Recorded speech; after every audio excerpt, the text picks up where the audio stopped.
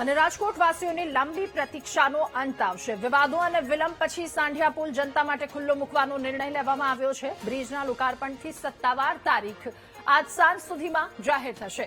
પદાધિકારીઓ અને કમિશનર સહિતની ટીમે આ બ્રિજનું નિરીક્ષણ કર્યું.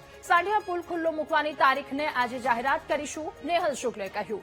બ્રિજ નિર્માણમાં થોડી ત્રુટીઓ હતી એટલે બ્રિજના લોકાર્પણમાં વિલંબ થયો છે. અત્યારે બ્રિજમાં કોઈ પણ પ્રકારની ત્રુટીઓ નથી જોવા મળી.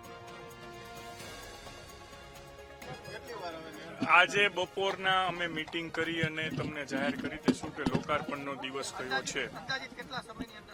બસ બપોરના ગણતરીના કલાકો જ છે, ત્યાં જાહેર કરી દઈશું લોકાર્પણનો સમય. એ જ કહું છું કે આજે જ તારીખ જાહેર થઈ જશે અને બહુ કલાકોમાં ગણો. હવે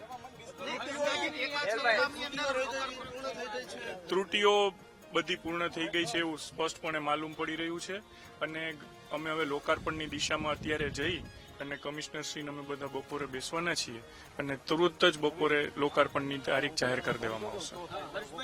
બ્રિજ ઇઝ રેડી. હવે થશે, આજે જાહેરાત થવાની છે. જાહેરાત થાય છે આપણે બપોરે. આ 74 કરોડનો આખો બ્રિજ આપણો બન્યો, 2 વર્ષ ઉપર લાગ્યો સમય.